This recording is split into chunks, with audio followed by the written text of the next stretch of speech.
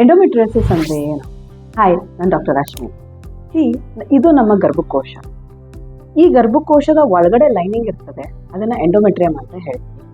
ಈ ಲೈನಿಂಗು ಗರ್ಭಕೋಶದ ಒಳಗಡೆನೇ ಇರಬೇಕು, ಬೇರೆ ಎಲ್ಲೂ ಬಾಡಿಯಲ್ಲಿ ಇರಬಾರ್ದು. ಬಟ್ ಕೆಲವೊಂದು ಹೆಣ್ಮಕ್ಳಿಗೆ ಅವರ ಇಮ್ಯೂನ್ ಸಿಸ್ಟಮ್ ತಪ್ಪಿರ್ಬೋದು, ಇಲ್ಲ ಮತ್ತೊಂದು ಇಶ್ಯೂಸಿಂದ ಈ ಲೈನಿಂಗು ಬೇರೆ ಕಡೆ ಹೋಗ್ತದೆ. ಅದು ಗರ್ಭಕೋಶ ಹೊರಗಡೆ ಇರ್ಬೋದು, ಗರ್ಭಕೋಶದ ಹಿಂದೆ ಇರ್ಬೋದು, ಇಲ್ಲ ಟ್ಯೂಬಿನ ಮೇಲೆ ಇರ್ಬೋದು, ಇಲ್ಲ ಓವರಿ ಮೇಲೆ ಇರ್ಬೋದು, ಇಲ್ಲ ಹೊಟ್ಟೆಯನ್ನು ಬೇರೆ ಭಾಗದಲ್ಲೂ ಇರ್ಬೋದು. ಈ ಲೈನಿಂಗು ಅಲ್ಲಿ ಹೋಗಿ ಕೂತ್ಕೊಂಡಾಗ ಇದು ಹಾರ್ಮೋನ್ ಸೆನ್ಸಿಟಿವ್ ಲೈನಿಂಗು. ಸೊ ಹಾಗಾಗಿ ಅಲ್ಲಿ ಲೀಷನ್ಸ್ ಫಾರ್ಮ್ ಆಗ್ತದೆ.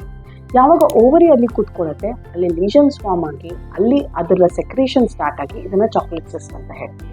ಈ ಥರ ಇದ್ದಾಗ ಪೇಷಂಟಿಗೆ ಪ್ರೆಗ್ನೆಂಟ್ ಆಗಲಿಕ್ಕೂ ಕಷ್ಟ ಆಗಬಹುದು. ಇಲ್ಲ, ವೆರಿ ಇಂಪಾರ್ಟೆಂಟ್, ಪೀರಿಯಡ್ ಟೈಮಲ್ಲಿ ಬಹಳ ನೋವು ಬರ್ತದೆ. ಸೊ ನಿಮ್ಗೇನಾದ್ರು ಪೀರಿಯಡ್ ಟೈಮಲ್ಲಿ ತುಂಬ ನೋವು ಬರ್ತಿದ್ರೆ, do not neglect, make sure that you don't have endometriosis.